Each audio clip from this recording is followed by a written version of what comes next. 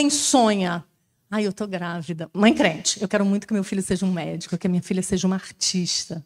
O que uma mãe crente sonha? Quero que meu filho seja crente, né? Whatever. Tenha ele a profissão que for. Um jardineiro, um limpador de piscina, um engenheiro. Não interessa com quanto que ele passe a eternidade com o Senhor. Esse é o nosso desejo, né? Então, quando a gente tem isso em mente, a gente vai passar a perceber que a maternidade é uma missão. Nós estamos numa batalha, numa guerra, numa missão. E que missão é essa? Ide por todo mundo, pregai o evangelho a toda criaturinha que tiver na tua mão. É o teu primeiro campo missionário. É a tua casa, são os teus filhos. Seus filhos são seus discípulos. E como é que nós vamos ensinar os nossos filhos a serem nossos discípulos para serem discípulos de Cristo? Porque a ideia é a seguinte: você é autoridade sobre eles, certo? Deus instituiu você a autoridade sobre seu filho. Se Deus te instituiu como autoridade sobre seu filho, quando ele não te obedece, ele está pecando contra você, mas ele também está pecando diretamente contra Deus, que é o dono de toda a autoridade e delegou a você, abaixo dele, delegou a você a autoridade. Então, a nossa preocupação com a obediência dos nossos filhos e com fazer os nossos filhos discípulos é gigante. Porque o que o seu filho for com você, como autoridade, quando ele for adulto, ele vai ser com Deus como autoridade. É óbvio que o Senhor nos resgata de situações onde os nossos pais não eram crentes, não nos ensinaram dessa maneira, né? Mas o caminho é muito mais árduo, né? É muito mais doloroso. Então, a nossa missão é ensinar os nossos filhos desde muito cedo a negarem a si mesmos, tomarem a cruz de Cristo e segui-lo. Esse é o nosso desafio. E esse é o nosso desafio quando seu filho sai da maternidade com você para casa. Não é um desafio para quando seu filho tiver 15 anos. Com 15 anos, ele não quer mais saber o que você pensa. Com 15 anos, ele não quer mais ser convencido de nada. Mas com 6 meses, 1 ano, 2 anos, a janela da oportunidade do aprendizado da criança e do reconhecer a Deus, de saber quem Deus é, está aberta. E essa janela vai se fechando. Por isso que as mães têm pouco tempo e devem aproveitar esse tempo. Então, fazer com que os nossos filhos sejam nossos discípulos é, em primeiro lugar, ensiná-los a obediência. Porque a vida cristã tem um sinônimo: obediência. Não é isso? Não é disso que se trata a vida cristã. Ou a vida cristã se trata de você fazer aquilo que você tem vontade. Não é. O próprio Jesus orou assim, né? Seja feita a tua vontade. Passa de mim esse cálice, mas seja feita a tua vontade. Então, o nosso papel como discípulos de Cristo é, toda vez que as nossas vontades fizerem guerra com a palavra, é negar a nossa vontade e alegremente de coração obedecer ao Senhor. Isso é o resumo da vida cristã. Ponto final. Obediência. Obedecer a Deus, né? Esse é o grande mandamento, né? Amar ao Senhor Deus com todas as nossas forças, com todo o nosso entendimento, e amar ao nosso próximo como a nós mesmos. Isso é obediência a Deus. Como é que eu amo a Deus? Obedecendo a Deus. Se eu não obedeço a Deus, eu posso falar que eu amo, eu posso cantar que eu amo, eu posso levantar a mão que eu amo, mas eu não amo. Eu só amo a Deus quando eu obedeço. João fala isso, né? Aquele que tem os meus mandamentos e os guarda, esse é o que me ama. E o que me ama será amado por meu Pai. E eu também o amarei e me manifestarei a ele. Então eu preciso ensinar isso para o meu filho. Desesperadamente. Obedeça. Já viu mãe que está tentando conversar com os filhos? E os filhos falam: assim eu não te amo mais. O que a mãe raiz fala? Eu não quero seu amor, eu quero sua obediência. Pode deixar que eu te amo por mim e por você. Agora você me obedeça. O que a mãe Nutella faz? Ai, filhinho, ama a mamãe. A mãe não vai mais dizer não para você. Toma chocolate de manhã, chocolate de tarde, né? Não é possível que isso aconteça, né? Então, o principal objetivo da vida de uma mãe que quer direcionar o seu filho a Cristo, né? Igual o Salmo 127 fala, como flechas na mão do guerreiro, assim são os filhos da mocidade. Feliz o homem que enche deles a sua aljava, não será envergonhado quando pleitear com os inimigos à porta. Esse texto é maravilhoso e riquíssimo. Eu vou falar um pouquinho dele mais no final, né? Nós precisamos fazer com que os nossos filhos obedeçam. Esse é o cerne da vida cristã. Mas tem muita coisa sendo falada por aí, muita bobagem distante da Bíblia sendo falada por aí. Eu quero mostrar para vocês um vídeo que eu vi esses dias na internet, que eu falei, olha, tem pedras clamando já, né? Porque o tempo todo você está falando um monte de besteira, e está todo mundo indo atrás das besteiras, e aí quando tem 3 anos que eles estão fazendo aquele monte de besteira, não deu certo, aí a pessoa fala, opa, tem alguma coisa errada. Solta o vídeo aí para mim. Uma mãe que fala que colheu os frutos negativos da educação positiva? Pois é, estou aqui para dizer que eu também sou uma dessas mães. E a minha teoria para isso é que, assim, as pessoas começaram a ensinar sobre educação positiva, porém ninguém estudou isso a longo prazo. Tipo, como que isso ia se comportar na cabeça das crianças, tipo, essa educação delas crianças, quando elas crescessem. Então, enquanto elas são crianças, é mais fácil porque as pessoas estão ali aplicando nesse momento, mas não houve um estudo a longo prazo. E aí muita gente se perdeu na educação positiva e tá colhendo algo bem ruim agora. A minha filha tá para fazer 5 anos e a gente já começou a sentir que a gente acabou dando muito poder de fala para ela.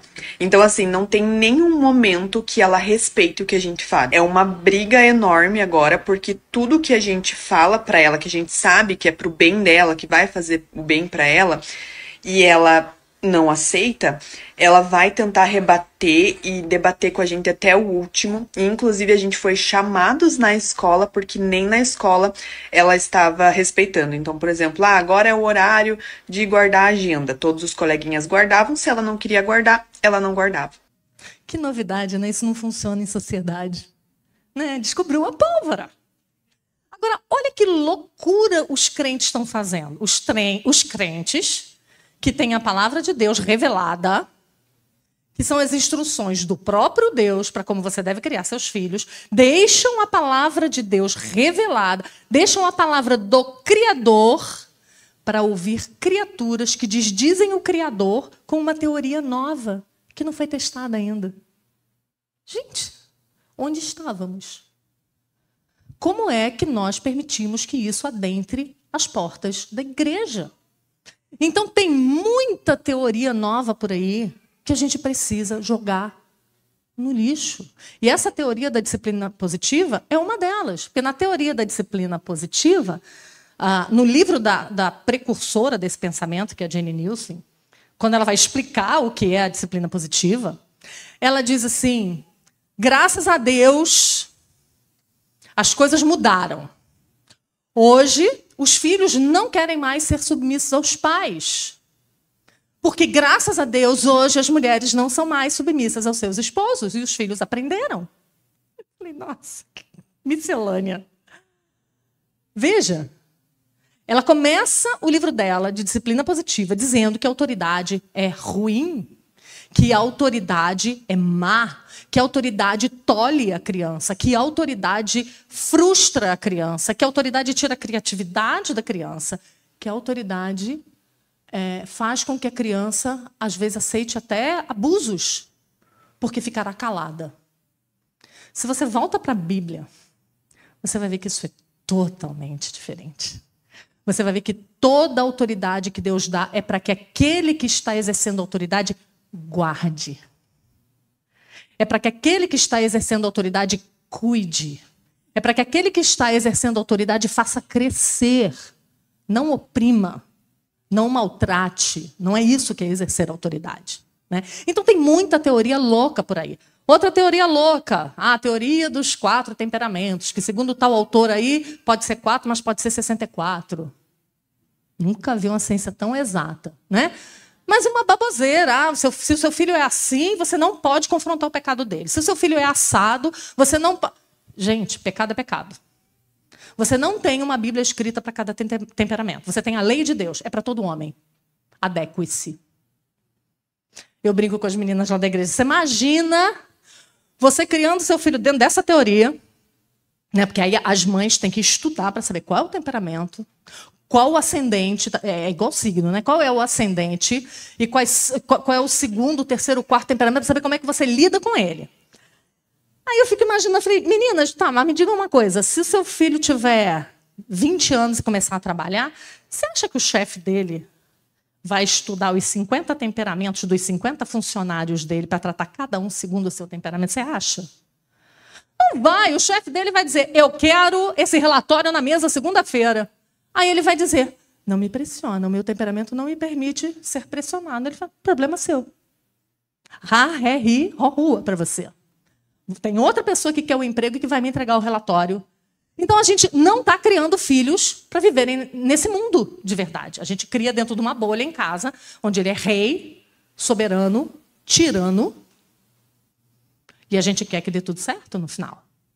Esses dias eu pegava um avião, eu vejo as cenas mais inusitadas andando de avião para lá e para cá. Estava eu num avião, corredor, uma mãe com um menino de 3 anos. E vem a comissária dizer que a gente vai decolar, todos têm que estar sentados e com o cinto afivelado. E ela chegou para a mãe e disse, mãe, ele precisa sentar. Ele estava em pé no banco. Ele precisa sentar para o avião decolar. Ela falou, menina, já tentei, mas ele não quer. Aí eu olhei para ela e falei, vamos ver o que vai dar, né? Qualquer coisa eu dou meu cartão. Eu não tenho cartãozinho, devia ter cartãozinho para essa senhora. Filha, me procura, me chama no direct. E aí a moça disse, precisa sentar. E ela, senta, Arthur. Arthur, senta. E ele, não. E a comissária já perdendo a paciência. Agora você imagina, a casa daquele menino gira em torno dele, mas o mundo não. Mas naquele avião tinham 200 pessoas que tinham compromisso. Mas não podiam sair, porque o soberano, tirano, não queria permitir que ninguém saísse. Né? E aquela mulher ficou com o olhar dela, era um olhar desesperador, era tipo, o que eu faço? Ele não quer. Né? Foi uma luta, foi um filme de terror. Aí você entende por que as pessoas querem ter um filho só e não querem ter mais, né? Porque são monstros, você está criando monstros. Né? Então, a gente precisa entender que a autoridade é boa, a autoridade quer o bem, a autoridade quer guiar por caminhos corretos, por caminhos retos. Né? E realmente existe uma guerra travada entre pais e filhos quando um quer uma coisa e o outro quer outra. Não é verdade? Porque a gente não tira a ideia de que seu filho é obediente quando você pede para ele fazer uma coisa legal. Né? Você não fala, Pedrinho, vem comer pizza, a coca está geladinha. E ele vem e você fala, nossa, que filho obediente que eu tenho. Né? Ou então diz, pode pular na piscina a hora que quiser. Sim, mamãe. Pá, pular na piscina. Não é nessa hora que você vê que seu filho é obediente. A hora que você vê que seu filho é obediente é quando você fala, guarda os brinquedos. É a frase que toda mãe odeia, né? E luta para falar, guarda os brinquedos. Começa a Terceira Guerra Mundial imediatamente. Por quê? Porque toda vez que eles querem uma coisa e os pais querem outras, o negócio fica feio. Então, como é possível ensinar aos nossos filhos a se dobrarem aquilo que é bom, que é reto, que é justo? Como é que a gente pode ensiná-los desse jeito? John Abbott, naquele livro que eu citei ontem, A Mãe no Lar, ele diz assim, de fato, é impossível governar uma criança por mero argumento. Sabe aquela mãe que bate boca com a criança? Haverá muitos casos em que essa criança será incapaz de ver a razoabilidade da ordem. Não tem por que enfiar uma agulha no braço de uma criança. Como é que você vai explicar para o seu filho de 1 ano e meio que ele precisa tomar injeção? Não tem razoabilidade nisso. Você está sendo má. Mas se ele tomar essa injeção, ele morre. Entende?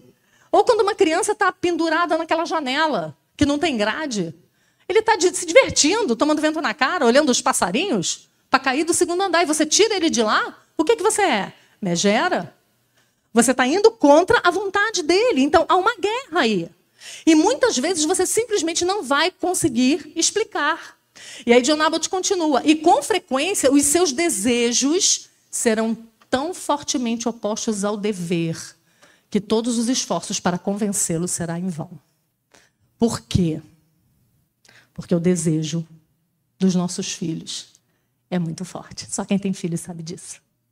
Como eles têm os desejos, eles querem o que eles querem, na hora que eles querem. Ou então, você começa a Terceira Guerra Mundial. E muitas vezes o que a gente faz? Dá um passo para trás. Porque a gente não está a fim de comprar essa briga. Né? E aí, essa batalha vai escalando. Ela vai aumentando. Né? Então, como é que a criança poderá nos obedecer? Como é que a gente pode fazer isso? Como é que a gente vai ensinar a obediência para as nossas crianças se existe pecado no coração delas? E a gente precisa se lembrar sempre disso. Nós estamos lidando com seres que nasceram com corações corrompidos, separados de Deus. E por isso nós vamos trazê-lo ao Evangelho o tempo todo, para que eles se convertam. Nossos filhos precisam de conversão. Desde muito cedo nós precisamos falar do Evangelho para eles.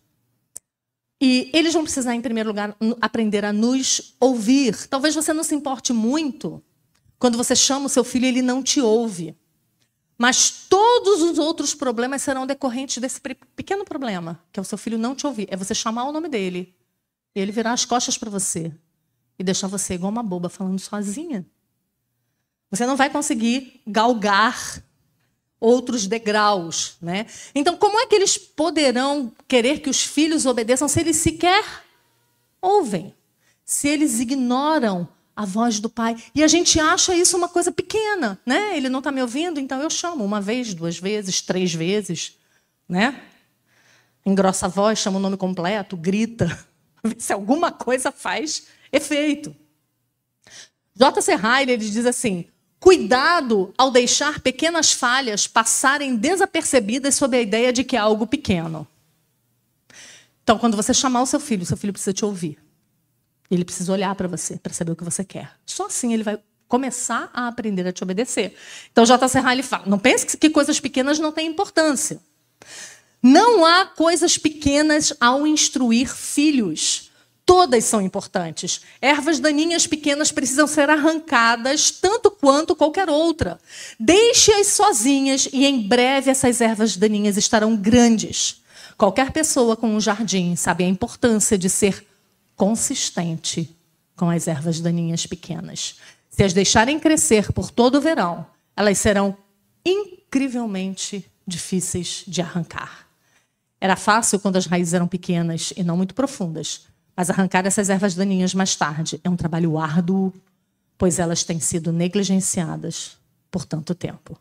As raízes se aprofundaram, se espalharam amplamente. Então, se nós precisamos educar os nossos filhos, nós precisamos fazer isso desde cedo, o mais rápido possível e com a maior consistência possível.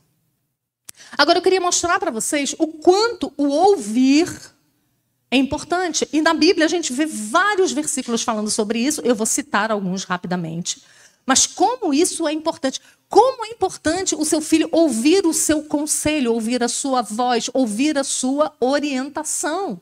Lá em Efésios 6, verso 1, Paulo fala uma coisa que eu acho muito interessante, né? Ele fala, filhos, obedecei aos vossos pais no Senhor, pois isso é justo. É justo que filhos obedeçam aos pais. O contrário é injustiça. Por quê? Porque os pais deram a vida, porque os pais cuidaram noites a fio, porque os pais sustentaram, porque se hoje você é uma criança de 3, 4, 5 anos, foi porque alguém cuidou de você, senão você teria morrido sozinho. Então, é justo que filhos obedeçam aos pais. Então, eles precisam ouvir. A voz do pai e da mãe é a voz mais importante que uma criança precisa reconhecer. Eu lembro no livro Pastoreando o Coração da Criança, de Ted Tripp, né?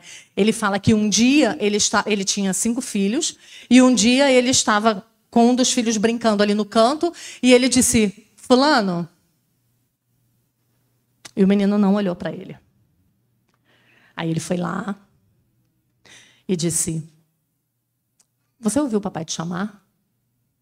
As mães de hoje vão fazer audiometria, né? Só pode ser surdo esse menino. Não é, amor. Não é, ele é pecador. Ele não é surdo. Ele é pecador. E aí Ted Tripp disse, você ouviu o papai chamar? Aí ele disse, não ouvi, papai. Aí ele falou, eu sei, você estava muito distraído aí com seus brinquedos, não é? Vou te falar uma coisa, apura o teu ouvido. Apura o teu ouvido. A voz do papai é a voz mais importante do mundo. Então, quando o papai te chamar, todos os barulhos precisam se silenciar e você aprender a reconhecer o meu chamado. Essa é uma lição importantíssima. Os puritanos diziam que o discípulo de Cristo tinha 2 marcas. Uma nos ouvidos e uma nos pés. Esses são os discípulos de Cristo. Aqueles que ouvem e seguem. Então, como é que você quer que o seu filho te siga nessa jornada do discipulado cristão se ele nem te ouve? Então, primeiro ele precisa aprender a te ouvir. Isaías 55:3. Inclinai os vossos ouvidos e vinde a mim. Ouvi e vossa alma viverá. Provérbios 1:8 e 9. Filho meu, ouve o ensino de teu pai e não deixes a instrução de tua mãe, porque serão um diadema de graça para a tua cabeça e colares para o teu pescoço. Provérbios 4:1. Ouvi, filhos, a instrução do pai e estai atentos para conhecerdes o entendimento. Provérbios 4:10. Ouve, filho meu, e aceita as minhas palavras e se te multiplicarão os anos de vida. 5º mandamento. Honra teu pai e tua mãe, para que sejas de longa vida sobre a terra. Todo mundo quer que os filhos vivam muito. Eles precisam obedecer. E isso não parte deles, isso parte de vocês. São vocês que vão ensinar isso a eles. Então, como é que nós podemos fazer agora? Como é que a gente pode fazer com que os nossos filhos nos ouçam e nos obedeçam? A Bíblia vai trazer uma solução para essa terrível e desoladora situação. A Bíblia vai ensinar como os filhos vão aprender a ouvir. Com uma palavra que tem 4 letras. Vamos fazer forca. Qual é a primeira letra? Qual é a segunda? Qual é a terceira? Quarta? Não disse nada. Eu não disse nada, mas a Bíblia ensina como é que nós devemos fazer os nossos filhos aprenderem a nos ouvir. E por que que eles precisam de conversa? Por causa do pecado. Nós não podemos criar filhos sem conhecer profundamente a doutrina da depravação total do homem. Porque se nós não conhecermos a doutrina da depravação total do homem, nós vamos estar pensando que estamos criando anjos. Mas não estamos criando anjos. Quem ensina um bebê de 3 meses a chutar a mãe quando ela vai trocar a fralda? Ou a fazer pirraça quando bota no berço? Quem ensinou? Quem ensinou uma criança de 1 ano e meio que começa a falar a mentir? São coisas que a gente não explica. Se a gente não crê na doutrina da depravação total do homem. J.C. Ryle, ele diz assim: a mãe não pode dizer que o seu tenro filho virá a ser alto, baixo, forte, fraco, sábio ou tolo. Mas ela pode... ele pode ser qualquer um desses. Tudo é incerto. Mas uma coisa a mãe pode dizer com certeza: ele terá um coração corrupto e pecador. Isso ela pode ter certeza. Qualquer outra coisa é incerta, mas que o seu filho nascerá com um coração corrupto e pecador, isso é certo. Essa é uma certeza que os pais crentes precisam ter. Seus filhos necessitam de redenção.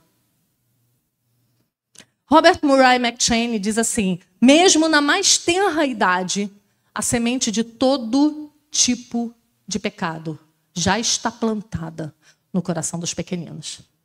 É só você deixar solto para crescer. E você vai ver que cresce igual mato. Não dá trabalho nenhum. Para todo tipo de pecado, o crescimento dos teus filhos não te dá trabalho nenhum. É só deixar acontecer. Como tudo na vida. Tudo na vida não é assim? Fazer exercício físico. Se tu deixar rolar, o que acontece? Né? O músculo vira gelatina. Se tu deixar rolar e comer tudo que tu quer, o que acontece? Com tudo na vida é assim. A gente tem que fazer um movimento contrário, né? Para tudo que é bom, dizia o teólogo Roberto Carlos. A música dele. Será que tudo que eu gosto é imoral, é ilegal ou engorda? Doutrina da depravação total do homem. É isso. É isso. O homem sozinho, desassistido do Espírito Santo de Deus, tudo que ele gosta não presta. Então nós vamos ter que correr contra o tempo com essas ervas daninhas que estão a crescer no coração das nossas crianças. E aí você pode perguntar, mas Simone, como é que a conversa age? Como é que essa conversa age? Como? Ted Tripp define isso de uma maneira maravilhosa. Ele diz assim, a conversa é um pai fiel a Deus e em fidelidade para com seu filho ou filha, assumindo a responsabilidade do uso cuidadoso, oportuno, calculado e controlado da conversa para reforçar a importância de obedecer a Deus, resgatando assim a criança de continuar em sua estultícia até a morte. A gente vai ler o versículo que fala sobre isso mais tarde. E essa disciplina, essa conversa, deve ser usada o quanto antes. Porque quando logo não é usada essa conversa para corrigir o pecado cresce e se solidifica. E além disso, a Bíblia manda que nós devemos começar cedo. Além de usar, nós devemos usar cedo. Abre comigo a sua Bíblia em Provérbios 13, verso 24. O que retém é o que deixa de usar. Então, pode parecer que não é amor, mas a Bíblia está dizendo justamente ao contrário. Que é amor.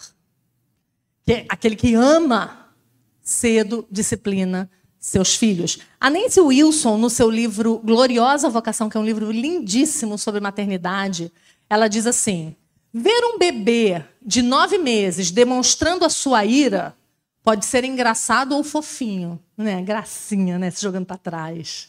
Tão voluntarioso, né? Cheio de vontade própria, né? Jogando brinquedo longe, com raiva, né? Pode ser fofinho, ela diz. Mas se uma mãe ama tal criança, verá que a ira é passível de disciplina mesmo em suas primeiras demonstrações. O que o ama, quando que disciplina? Cedo. Se ela odeia seu filho, que é o que essa palavra aqui quer dizer, tá? Lá em Provérbios 13, 24, quando você lê, o que retém, aborrece o seu filho. Essa palavra aborrece no original é odeia. Aborrece é um eufemismo para odeia. A palavra original significa odeia. É isso que a Nancy Wilson está falando aqui. Né? Se ela odeia seu filho, quando você reencontrar tal criança alguns anos mais tarde, a experiência será assustadora. Quando se permite que o mau temperamento da criança cresça, você conhecerá a tirania quando for ao supermercado. Vocês já viram crianças assim? Esses filhos que dão chilique em público são filhos odiados. Os pais mimaram essas crianças e deixaram que o pecado delas tomasse essa forma horrível. E crianças não disciplinadas são crianças não amadas. E não se iluda ao achar que se o seu filho não é esse tipo de criança, porque as crianças são diferentes, nós somos diferentes entre nós, né? Então, tem aquela criança que domina pelo grito. Então, ela faz pirraça, ela se joga, ela aperreia o teu juízo até você dizer, ok, faz do jeito que você quer. Mas tem outro tipo de criança, que é a criança manipuladora, que é pior do que essa primeira. Porque a criança manipuladora é aquela que está bem quietinha do seu lado. E olhando por fora, assim, você pensa, que bom menino. No coração tem um vulcão de pecados. Só esperando sair de debaixo das asas dos pais para abraçar todo tipo de pecado. Mas os pais não vêm. Porque os pais falam, senta, filhinho. Ele senta. Os pais falam, lava a louça para a mamãe. Ela lava. Irada, mas lava. E a gente fica satisfeito porque a louça foi lavada. Né? A gente não está de olho no coração dos nossos filhos, mas nós precisamos disso. Porque o que nós estamos buscando é a conversão deles.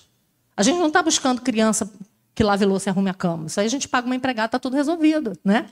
Isso é o de menos.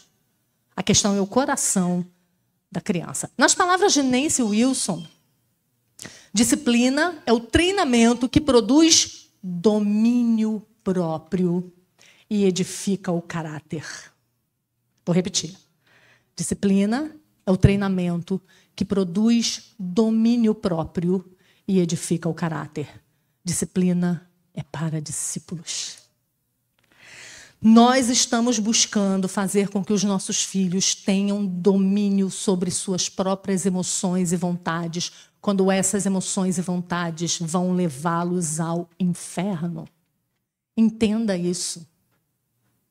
Entenda que não se cria filho sem frustrá-los. Eles precisam ser frustrados quando suas vontades vão contra a vontade de Deus. Eles precisam de domínio próprio. Engraçado, eu estava lendo um livro do Douglas Wilson chamado Sua Filha em Casamento. É um livro que ele fala sobre como os pais devem conduzir os filhos ao casamento, né? E aí ele estava falando sobre pureza sexual. E eu achei uma relação tão interessante que ele fez. Eu nunca tinha pensado por esse prisma. E ele disse assim, é claro que vocês estão criando jovens crentes, você quer que eles sejam puros na juventude, certo? Vocês querem que seus filhos se casem virgens, né? Né, gente? Né, gente? É verdade isso ainda, né? Tá na Bíblia, tá? Vamos lá. A gente deseja isso. E ele pergunta, como você faz isso? Como você preserva o seu filho dessa podridão lasciva e pervertida desse mundo? Como? E aí ele diz, não é quando ele tem 15 anos. Você ensina seu filho a resistir à tentação da impureza sexual aos 18, quando você ensinou a ele aos 2, que agora não era hora de comer biscoito de chocolate, porque era hora do almoço. Entende? Porque com 2, ele não tem perversões sexuais ainda. Os pecados são de menor monta, mas eles escalonam. Eles escalonam. Com 2, o teu filho não vai roubar a chave do carro para sair com os amigos para fumar maconha. Mas com 15 vai. Você entende? Então, criar filhos tem a ver com o que eu tenho desejos. Quando vão contra a palavra, eu preciso dominar os meus desejos e obedecer a palavra. É isso que é ter domínio próprio. É isso que nós crentes que não aprendemos na infância lutamos, não é? Na vida adulta. Mas que bênção é você ver filhos criados desde cedo na disciplina e na admoestação do Senhor. Chegarem à vida adulta e terem muito menos lutas e dificuldades do que nós tivemos. E isso é uma bênção para você. Você que é mãe que está aí, né? Ai, como é que eu vou ensinar a criança? Eu não sei cuidar nem dos meus pecados ainda. Meus pais não eram crentes, como é que eu faço? O Senhor dá misericórdia. E pense daqui para frente. A tua geração, essa é uma geração completamente diferente. Né? Os teus filhos vão aprender a ter domínio próprio desde muito cedo. E vão ser jovens que não vão ter as lutas que você teve. Pela graça do Senhor e pelo ensino que você vai dar a eles. Então, se amamos nossos filhos, é nosso dever, primeiro, diante de Deus. E é nosso dever com eles, discipliná-los. A conversa, a disciplina, diferente do que muita gente pensa no mundo, é um ato de amor. Muitos hoje dizem ao contrário, né? Mas se você ouvir aquilo que a Bíblia fala, você vai perceber que essa é a maneira como Deus trata os seus filhos. Perceba, gente, a maternidade e a paternidade não foram inventadas por nós. E Deus falou, que legal, boa ideia, vou me chamar de pai agora. É o contrário. Ele é o verdadeiro pai. E ele distribuiu esse atributo dele entre nós na maternidade e na paternidade. Mas quem é o exemplo de pai é ele. Ele é o nosso verdadeiro pai. Como Deus age como pai na palavra? Você quer aprender a ser uma mãe? Olha para Deus. Como Deus trata o seu povo. E não é verdade que o tempo todo Deus instrui, Deus fala, Deus diz qual vai ser a consequência. E quando o povo de Deus erra, o que é que Deus traz? A consequência. Não é assim? Já leu o Velho Testamento? Leia de novo sobre essa ótica. O Novo Testamento, a mesma coisa, né? Resultados da obediência e resultados da desobediência. Abre tua Bíblia comigo em Jó, capítulo 5, versos 17 e 18. Eu gosto muito de citar sempre textos bíblicos. Eu brinco que eu só copio e colo, né? Eu não vim aqui falar nada novo para vocês. Não tem nada que eu estou falando aqui para vocês que vocês nunca ouviram. E eu gosto que vocês abram a Bíblia para ler, para vocês perceberem que é a palavra de Deus que está dizendo. Isso não é coisa da minha cabeça, isso não é uma nova ideia brilhante que eu tive. Isso é a palavra de Deus, né? E como a palavra de Deus, nós vamos precisar nos render a ela. Jó 5, 17 e 18 diz assim: bem-aventurado é o homem a quem Deus disciplina. Não desprezes, pois, a disciplina do Todo-Poderoso, porque ele faz a ferida e ele mesmo a ata. Ele fere e as suas mãos a curam. Provérbios 3, 11 e 12 vai dizer a mesma coisa.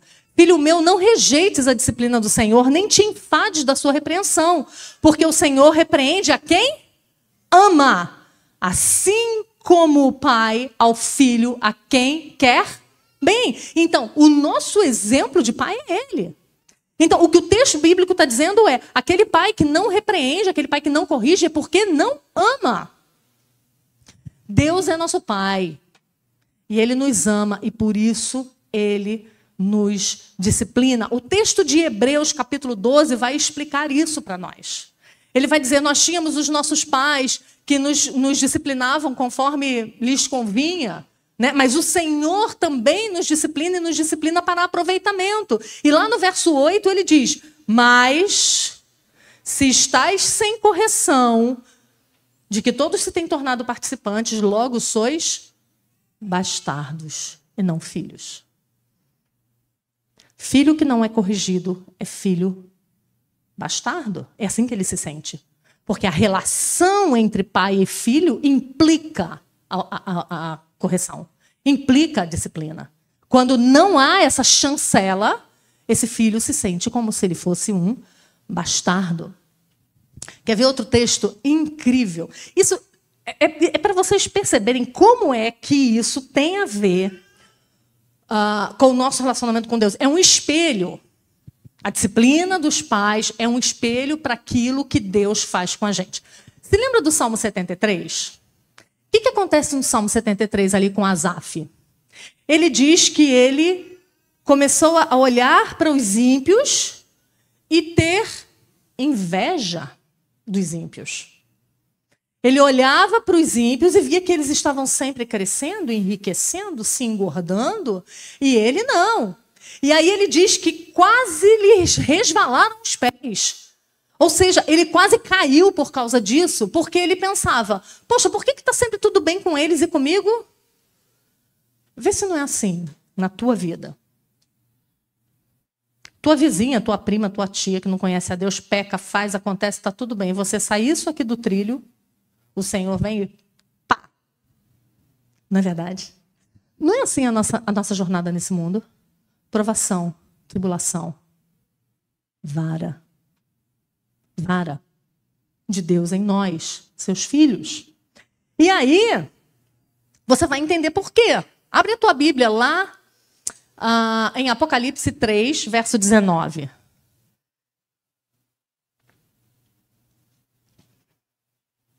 O texto diz assim: eu repreendo e disciplino a quantos amo. Sê, pois, zeloso e arrepende-te. E o outro texto que eu amo também é daqueles da gente botar na porta da geladeira. Amós 3, verso 2. Amós 3, verso 2. Aí vamos ver aí o padrão de pai. O verdadeiro pai, como é que ele age. Amós 3, verso 2 diz assim: de todas as famílias da terra, somente a vós outros vos escolhi. Aí a gente fala: ai, Senhor, obrigada.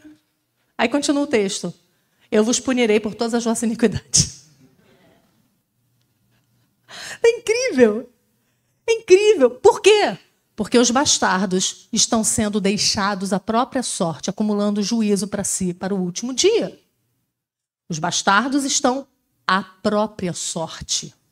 Nós não. Porque ele nos escolheu, porque nós fomos o único povo escolhido por ele, ele vai punir as nossas iniquidades. Provérbios 6, 23 diz assim: porque o mandamento é lâmpada e a instrução luz, e as repreensões da disciplina são o caminho da vida. Deuteronômio 8, 5. Sabe, pois, no teu coração, que como um homem disciplina seu filho, assim te disciplina o Senhor, teu Deus. Olha o paralelo, gente.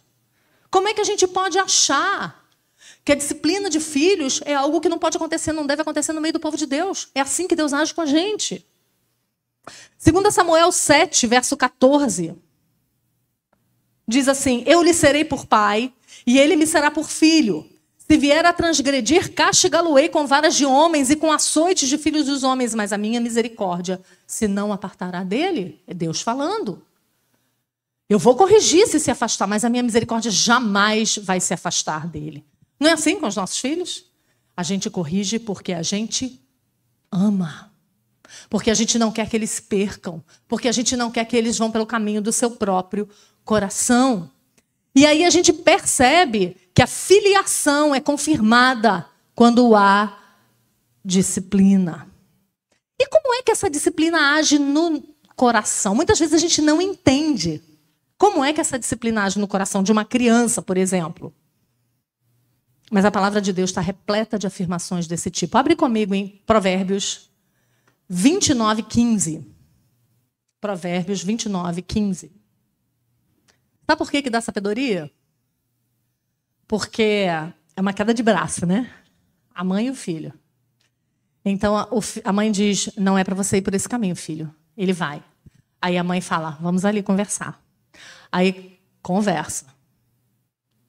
Aí a criança volta. Mas a criança pensa: ela não vai fazer de novo. Eu quero muito fazer isso. Eu vou fazer. A criança faz. Aí a mãe: vamos lá dentro, filho, conversar. Aí conversa.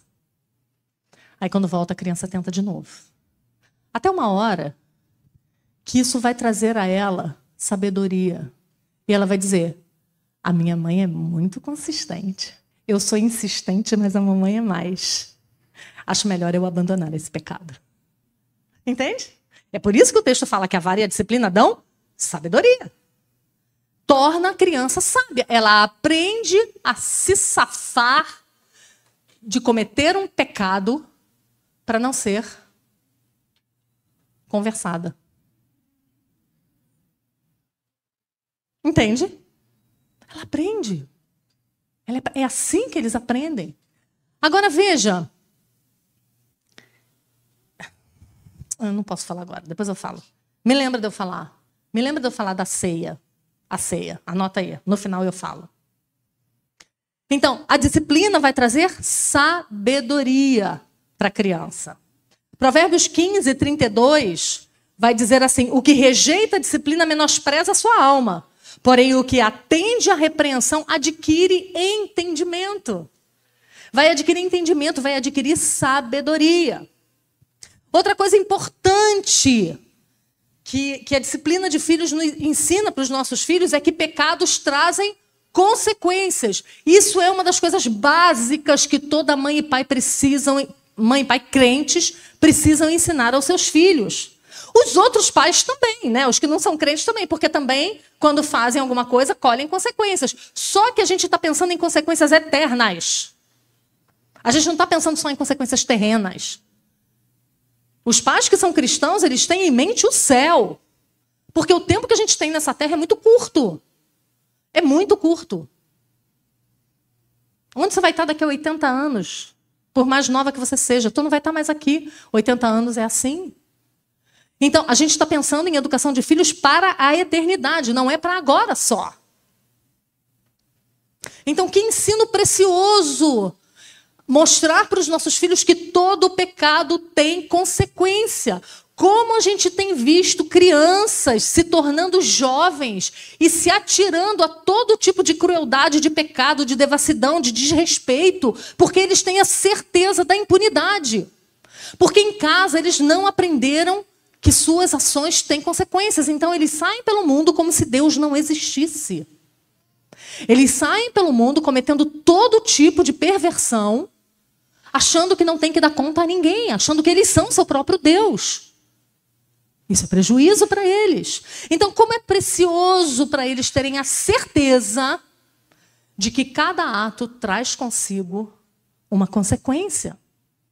Esse aprendizado que a disciplina de filhos traz vai ajudar a preservar a vida do seu filho neste mundo e principalmente no porvir. Eu sempre falo nas palestras onde eu vou, eu sempre pergunto para as mães se o tipo de disciplina que você está aplicando em casa, né? A obediência que você está plantando no teu filho, se a vida dele depender disso, ele vai viver ou ele vai morrer? Se você estiver numa via expressa e o seu filho de 3 anos estiver correndo para lá e você não tiver tempo de agarrá-lo, e se você disser, Carlinhos, para, ele vai parar? Você entende como a disciplina é questão de vida ou morte? É questão de vida ou morte. O seu filho te obedecer é questão de vida ou morte. Ou quando você disser, você não vai ser mais amiga dessa menininha, essa menininha não está sendo uma boa influência para você. É questão de vida ou morte. Ou quando você diz para o seu filho, você não vai, sei lá, beber com seus amigos quando ele tiver 15 anos. É questão de vida ou morte. Quando a Bíblia fala para um homem casado que ele não deve olhar para outra mulher e cobiçar outra mulher, é questão de vida ou morte. Vocês entendem que o grau só aumenta, o grau de perversidade dos pecados só aumenta, mas é tudo a mesma coisa. É tudo pecado contra Deus. É tudo desarmonia com aquilo que a palavra de Deus fala. Eclesiastes 8:11 vai nos mostrar por que muitas vezes nossos filhos estão correndo soltos. É porque nós não colocamos os limites. Nós é que temos que colocar limites, meninas. Eles não vão se autocolocar limites. Não espere isso deles. Nós é que vamos colocar esse limite para eles. Né? Eu fico mexendo com as mães as minhas alunas. Né? Eu digo para elas, não diga nunca que teu filho é sem educação. É tu que está educando. Como que seu filho está sem educação? É você, essa tarefa é sua. Ele não vai nascer autoeducável. Gente, se você deixar uma criança à própria sorte sozinha, o que ela vai virar? Ela vai aprender a ler sozinha? Não vai. Ela vai aprender a comer com garfo e faca sozinha? Não vai. Ela vai aprender onde fazer as necessidades dela? Não vai. Sozinha não vai. Você tem que ensinar. Todas as coisas que você quer que seu filho aprenda, você tem que ensinar. A obediência é só mais uma delas que você vai ter que ensinar. Eclesiastes 8:11 diz assim, visto como se não executa logo a sentença sobre a má obra, o coração dos filhos dos homens está inteiramente disposto a praticar o mal. Instruções, pecados e consequências. Instruções obedecidas, boas consequências. Pecados, más consequências. E quanto mais a sentença não é executada, mais eles correm frouxo o coração deles à procura do pecado. O coração dos homens está inteiramente disposto a praticar o mal. Não é isso que a gente está vendo acontecer no nosso país? Eu que sei lá no meu Rio de Janeiro como é que está. Né? A polícia prende, a justiça solta. A polícia prende, a justiça solta. O que eles aprenderam? Assaltar a qualquer hora do dia, da noite, em qualquer lugar. Ninguém vai pegar a gente. Né? É mais ou menos isso. E aí a gente vai ensinar para eles. Todas as suas atitudes vão ter consequências boas ou ruins. Provérbios 12, verso 14. Cada um se farta pelo fruto de sua boca, e o que as mãos dos homens fizer, ser-lhe-á retribuído. Eclesiastes 11, verso 9. Alegra-te, jovem, na tua juventude, recreie-se o teu coração nos dias da mocidade. Anda pelos caminhos que satisfazem ao teu coração e agradam aos teus olhos. Sabe, porém, que de todas estas coisas Deus te pedirá contas. Eclesiastes 12, 14. Porque Deus há de trazer a juízo todas as obras, até as que estão escondidas, quer sejam boas, quer sejam más. Gálatas 6, 7. Não vos enganeis, de Deus não se zomba, pois tudo aquilo que o homem semear, isso também se fará. Vocês entendem que quando vocês não aplicam a disciplina nos filhos de vocês quando eles pecam, Vocês estão ensinando uma verdade para eles, e a verdade que você está ensinando é: pode pecar à vontade, Deus nunca vai te corrigir. Você está reforçando esse ensino para ele. Quando você faz ao contrário, quando você diz a lei é essa, e se a lei não for obedecida, você vai colher os frutos, você está ensinando a ele a não zombar de Deus. É isso que Gálatas 6:7 fala. Não vos enganeis, de Deus não se zomba. O que é zombar de Deus nesse sentido? É você fazer e dizer: eu faço mesmo, não vai acontecer nada. De Deus não se zomba. Tudo que o homem semear, você pode semear o que você quiser. O único problema é que você vai colher o que você semeou. Exatamente, nem mais nem menos. Né? E eu queria, antes de entrar na conversa propriamente dita que a gente deve ter com os nossos filhos, eu queria que vocês lessem para mim alguns textos que falam mais sobre isso.